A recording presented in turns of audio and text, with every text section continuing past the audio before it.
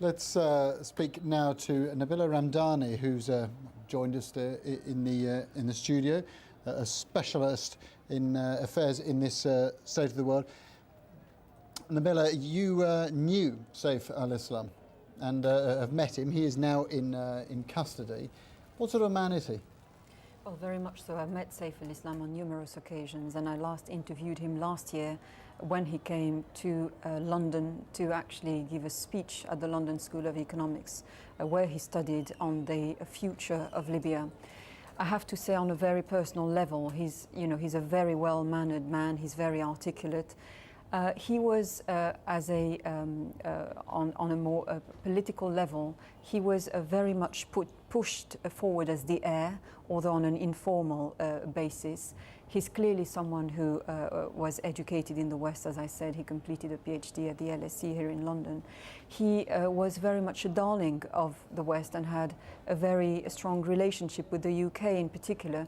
He was very close friends with Tony Blair, Mendelssohn, for example, but he was also mixing with royalty like Prince Andrew. So he was mixing in very high circles in this country.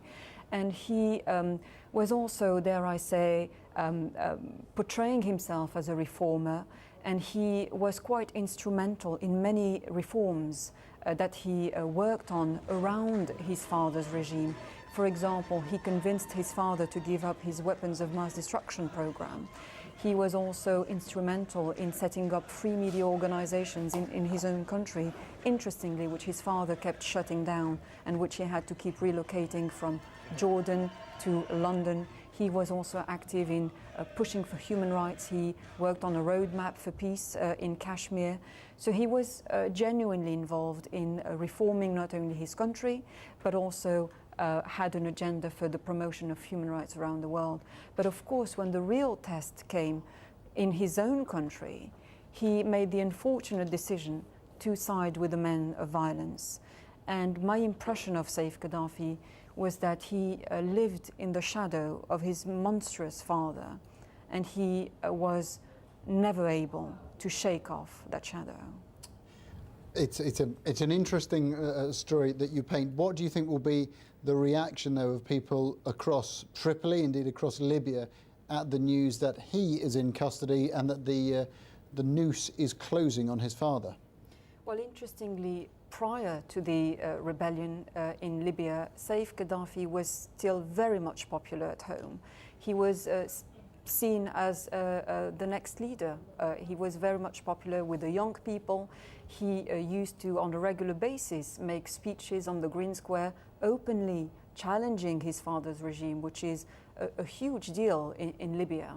And he was also popular because he played a crucial role in freeing the Lockerbie bomber Al-Megrahi. He, of course, brought him back home. He got him released on compassionate ground, and that attracted him an awful lot of sympathy at home.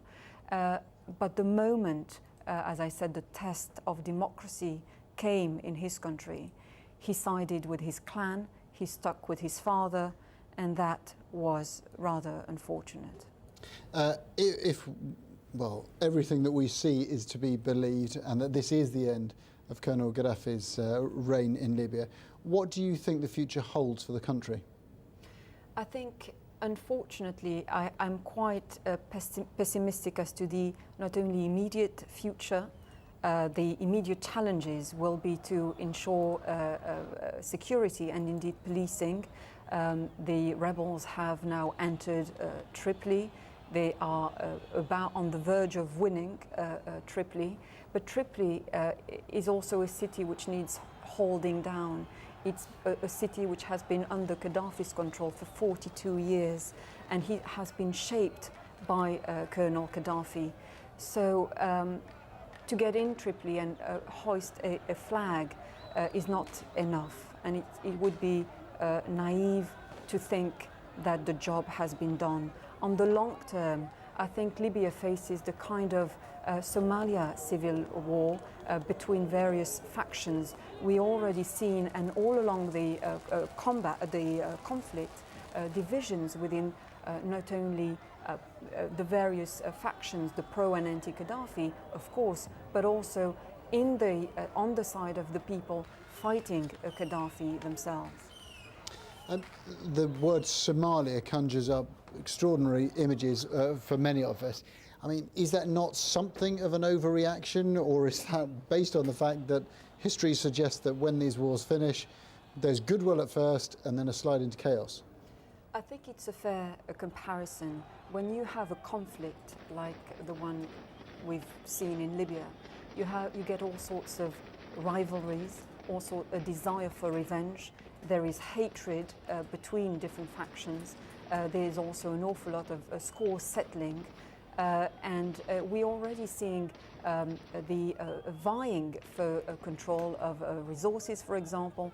And let's not forget that the major threat to the Gaddafi regime initially came from the east, from Benghazi, but more recently it has very much been factions in the southwest which posed a major threat to the Gaddafi regime. So we're already seeing rebel forces from the southwest claiming to have done much of the fighting and hence should be in charge of the country. Libya is a country where you have deeply entrenched tribal rivalries, regional rivalries, and let's not forget that it's a rather recent creation and not necessarily a united entity or one that will remain a single entity. And Nabila, in the wider Arab world, how will today's news be received? I think the news of tonight in Libya is very likely, there's no doubt, it will put some pressure on Syria, for example, and perhaps on Algeria as well. There's no doubt that the Libyan revolution has to be put in the context of the Arab Spring. And we have seen tonight scenes on the Green Square where we have rebel forces who are chanting, "Lift your head up," in Arabic, which is just a kind of slogan that we've heard in Tunisia and in Egypt. So there's an awful lot of symbolism on the Green Square tonight. But let's not also forget that there's still battles going on, and there's a lot of fighting and resistance going on the Green Square. Indeed. An uncertain evening and an uncertain future. Nabila Ramdani, thank you.